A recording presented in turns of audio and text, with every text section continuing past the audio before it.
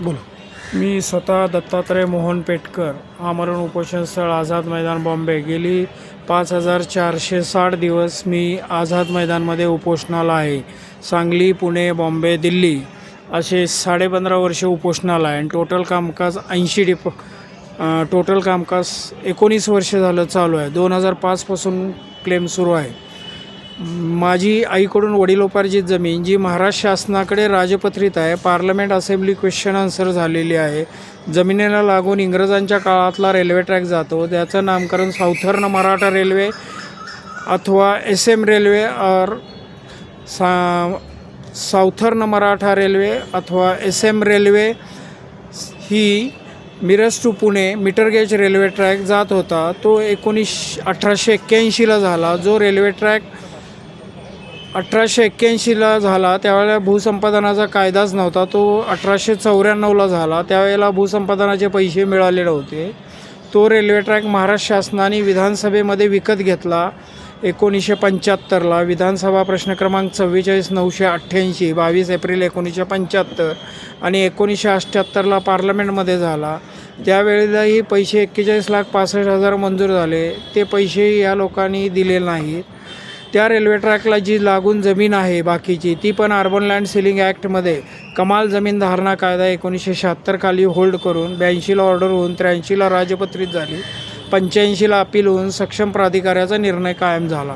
त्या रेल्वे ट्रॅकवर रस्ता राज्यमार्ग नंबर 142 हा 2005 ते 7 काळामध्ये 24 मीटर रुंदीने झाला.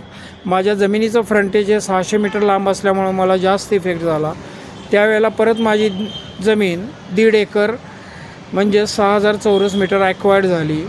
तिचा क्लेम करताना या सर्व बाबी पुढं आलेल्या आहेत. यामध्ये supreme court, high court, parliament, assembly हे सर्वजण उपोषण स्थळावर आलेले आहेत. प्रत्येकाने 50पेक्षा जास्त पत्र दिलेले आहेत.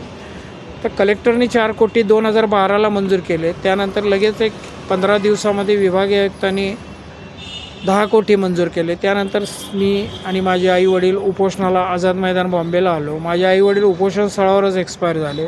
भाचा ॲक्सिडेंटमध्ये गेला 2017मध्ये.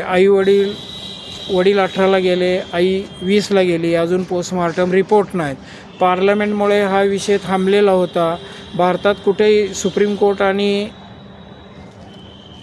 हायकोर्टमध्ये केस चालू असेल, कुठल्याही हायकोर्टमध्ये भूसंपादनाबाबत केस चालू असेल तर प्रशासन निर्णय घेत नाही, कारण सुप्रीम कोर्ट आणि हायकोर्टच्या ऑर्डर कायदा म्हणून अंमलात येतात. तर 2/1/2025ला शेवटची फायनल ऑर्डर झाली, जी मूळ मालकाला नुकसान भरपाई तात्काळ द्यावी असा तो आदेश आहे. त्या आदेशाप्रमाणे कारवाई सुरू झाली. आणि पार्लमेंटचा विषय संपल्यानंतर पार्लमेंटमध्ये भूसंपादन कायद्यात कुठलाही बदल झाला नाही. आणि माझं भूसंपादन हे सप्टेंबर 2011च्या पूर्वीच असल्यामुळे नवीन भूसंपादन कायदा मला लागू होत नाही.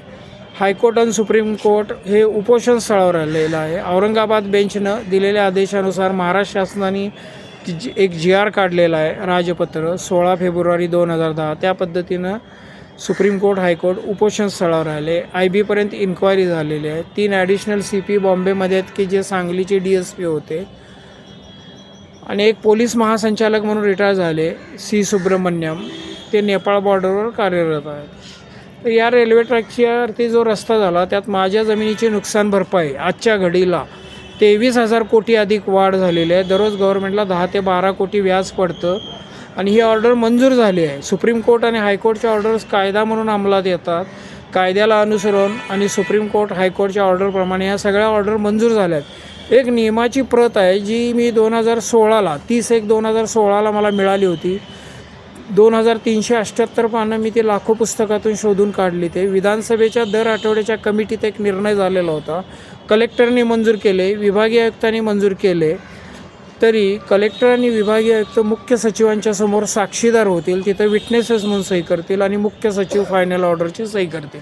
त्यामुळे आत्तापर्यंत कॉम्पेन्सेशनची अमाऊंट आम्हाला कधीच मिळालेली नव्हती. ती आत्ता मंजूर झाली. ती कागदपत्रही सर्वांना मी काढून 30/1/2016ला मिळाल्यानंतर घरी पाठवली होती. घरून माझ्या चोरी झाली होती.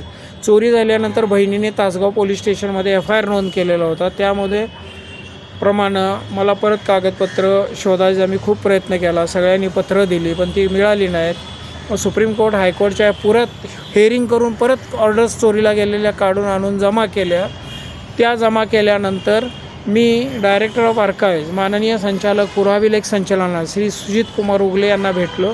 ते 28 नोव्हेंबरला हे बोलणं झालं त्यांच्याशी. ते म्हणाले सर्व कागदपत्र तुमच्या अर्जासह माझ्याकडे आहेत, पण मुख्य सचिवांनी ते घेऊन मला बोलवावं.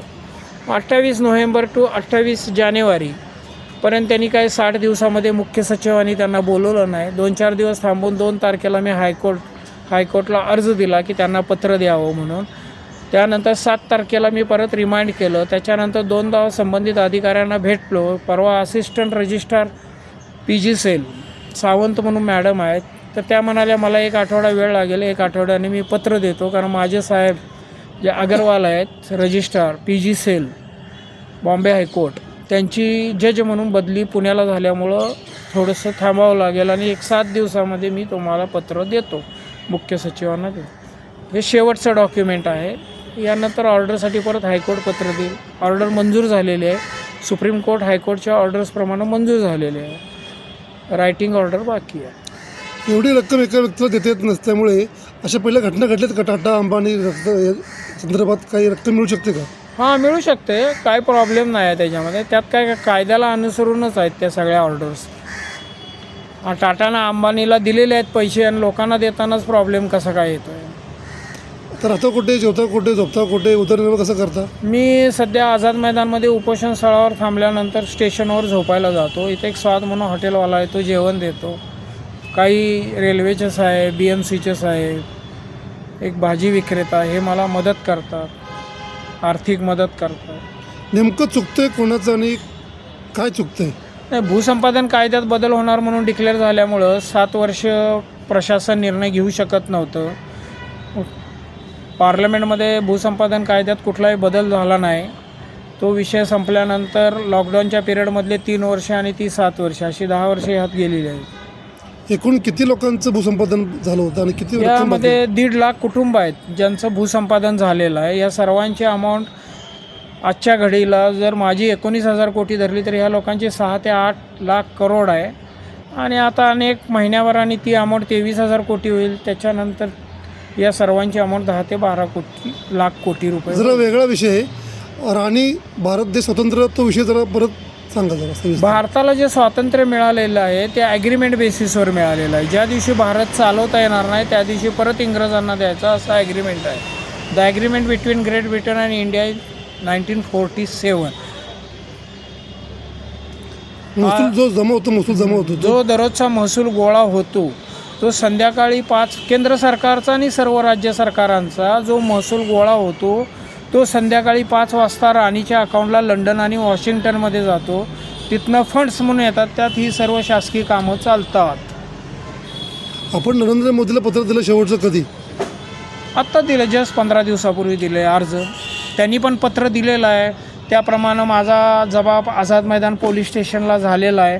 त्या 15/9/2025ला हा जबाब झालेला आहे. आणि आता एक लेटेस्ट त्यांनी फेब्रुवारी महिन्यामध्ये एक पत्र दिलेलं आहे.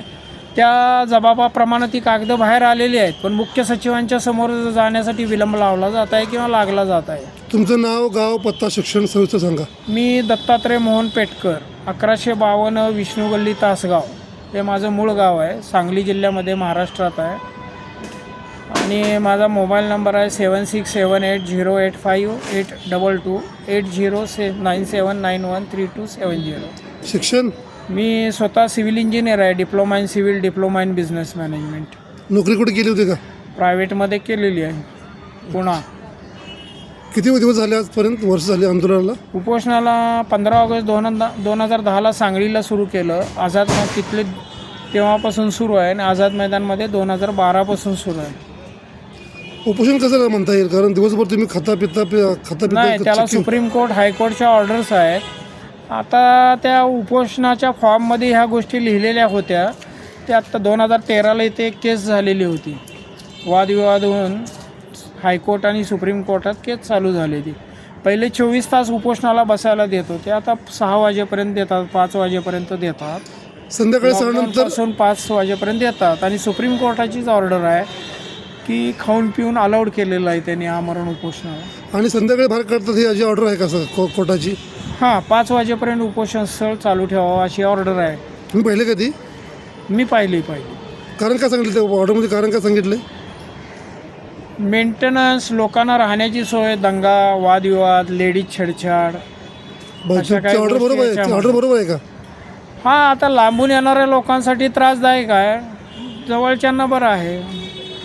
पण आता या घटना घडल्यात 2-3 त्यामुळे त्यांनी स्टे ऑर्डर लावलेली आहे. सुनंदा मुकेशचा मृत्यू झाला, खरं आहे का? खरं आहे. कशामुळे झाला? ती पण बरेच दिवस उपोषणाला होती. किती वर्ष?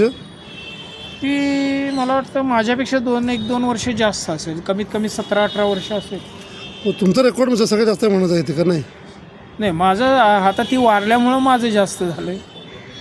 चालेल, धन्यवाद.